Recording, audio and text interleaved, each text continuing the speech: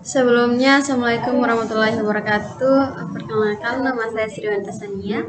Baik, sebelum saya presentasi, saya menambahkan logo, view, Tamascape view, sheet master, slide master,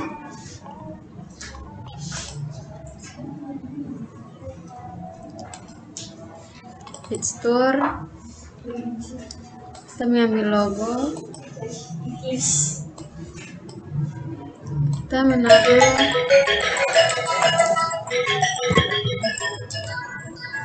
di bagian kiri atas, paling atas.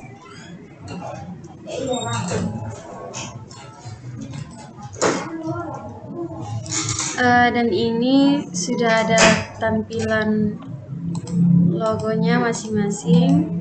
Baik, langsung saja. Sebelumnya, Assalamualaikum warahmatullahi wabarakatuh. Baik, di sini saya akan presentasi materi tentang optimalisasi jaringan nirkabel dengan metode RSSI di ICOM Ternate. Disusun oleh Pak Laro Malarumbia dan Ibu Susanti Haji Hasan dan Pak Syekh Turui. Dipresentasi oleh saya sendiri, Sri Wahyuni Tasania, kelas TK 2 semester 1. Baik, langsung saja. Pendahuluan.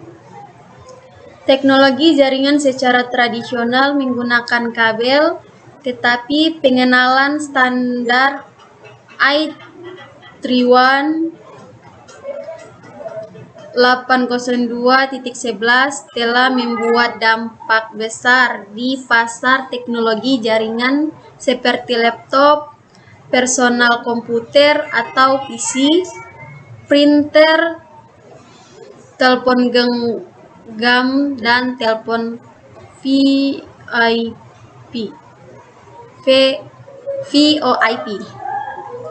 Pemutar MP3 di rumah, di kantor, dan bahkan di tempat umum telah menggunakan teknologi jaringan nirkabel. Jaringan nirkabel WLAN adalah teknologi jaringan yang menggunakan gelombang radio sebagai media transmisinya.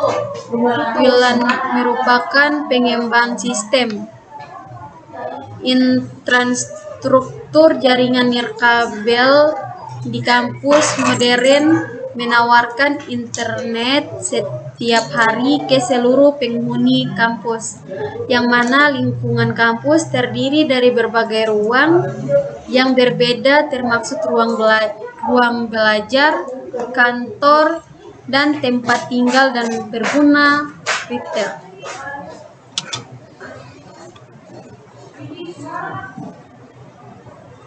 Akses internet bagi mahasiswa merupakan salah satu hal pokok yang mendukung perkuliahannya. Internet digunakan untuk komunikasi dengan dosen dan teman sekelas, untuk melakukan penelitian, dan untuk mengakses bahan referensi. Penelitian ENA melakukan analisa jaringan nirkabel di Taman Internet Kota Batam menggunakan metode RSSI. Dari hasil pengukuran yang ditemukan adanya pengaruh jarak dari akses point atau AP terhadap daya sinyal yang diterima RSSI oleh perangkat penerima receiver pada jarak 5 meter dari akses point. Daya sinyal yang diterima sebesar minus 54 dBm dan minus 45 dBm.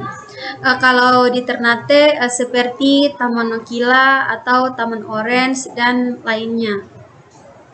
Penelitian 7 melakukan perencanaan penempatan akses point pada suatu area dengan menggunakan metode teoritis dan empiris.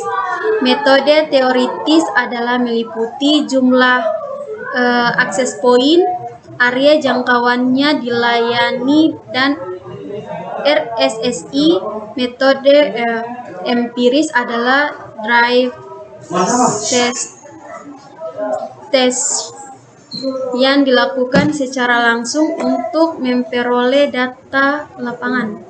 Kedua metode ini digunakan untuk mengidentifikasi kebutuhan perencanaan jaringan nirkabel terkait area jangkauan. Baik, di sini sudah tertera gambarnya, dan di sini hanya ada satu titik akses point. Jadi di mana lingkaran abu-abu ini dia hanya terdapat akses point yang di lingkaran abu-abu ini karena jangkauannya dekat, dan kalau di ruang BAK dan ruang A yang di tingkat, dia tidak mendapat akses point karena jangkauannya sangat jauh, jadi dia tidak mendapat akses point tersebut.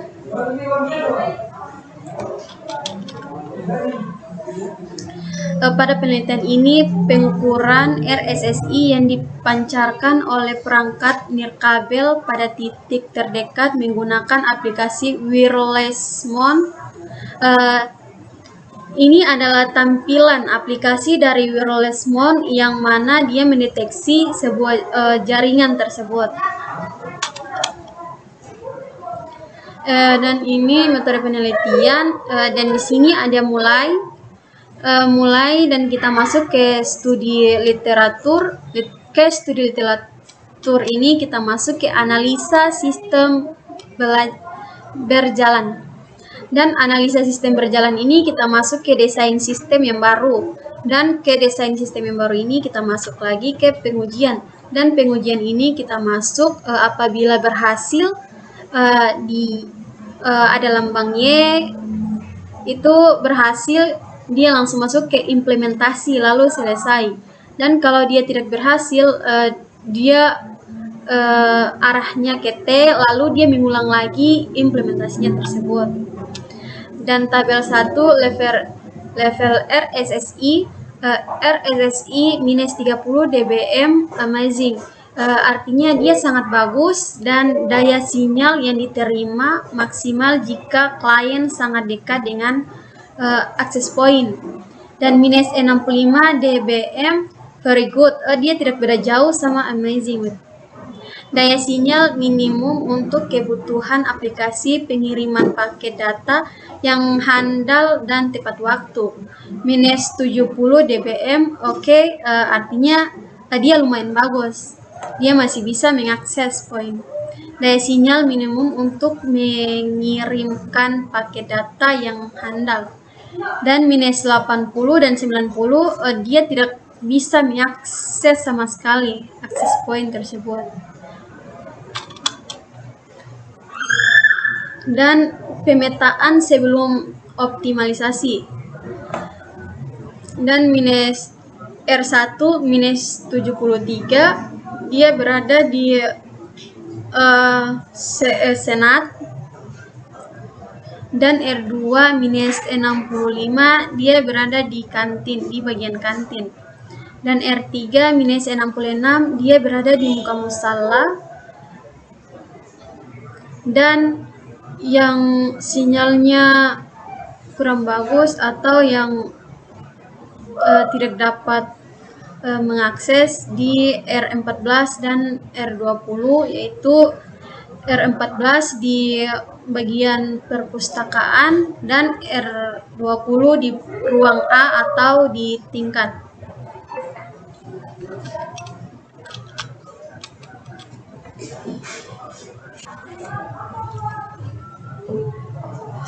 Pemetaan akses point untuk optimalisasi. R1 minus 61, dia berada di titik ruang prodi teknik komputer. Dan R2 minus 57, dia berada di lobby atau di muka ruang direktur. Dan R3 minus 50, dia berada di muka MCPAL. dan R4 minus 44 ini dia berada di ruang BHK, dan R5 minus 52 dia berada di ruang A atau di tingkat. Dan dengan penambahan akses point ini dia bisa mengakses dia bisa jangkauannya ruang C, ruang D, dan LPPM dan LPM dia bisa mengakses poinnya karena jangkauannya sudah dekat dan banyak di titik akses poinnya. Jadi dia bisa mengakses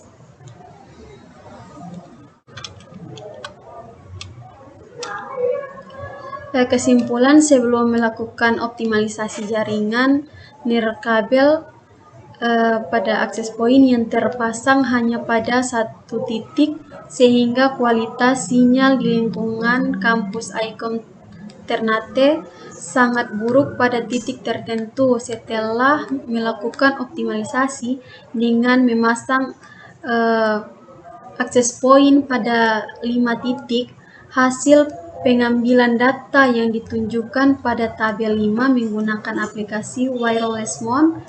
Optimalisasi jaringan nirkabel pada kampus ICOM Ternate hasil dengan RSSI minus 61 dBm sampai dengan minus 44 dBm. RSSI termaksud dalam kategori sangat bagus atau very good.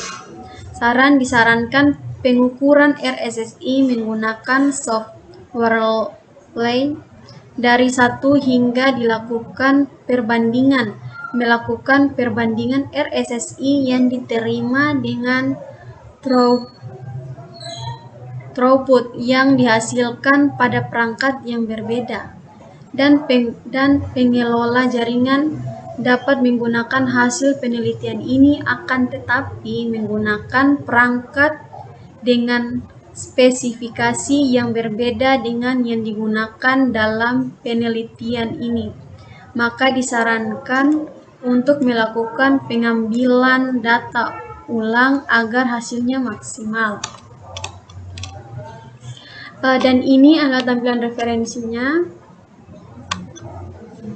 Baik, sekian, terima kasih. Apabila akhir kata, apabila ada yang salah, saya mohon maaf. Wabillahi taufiq wal hidayah. Wassalamualaikum warahmatullahi wabarakatuh.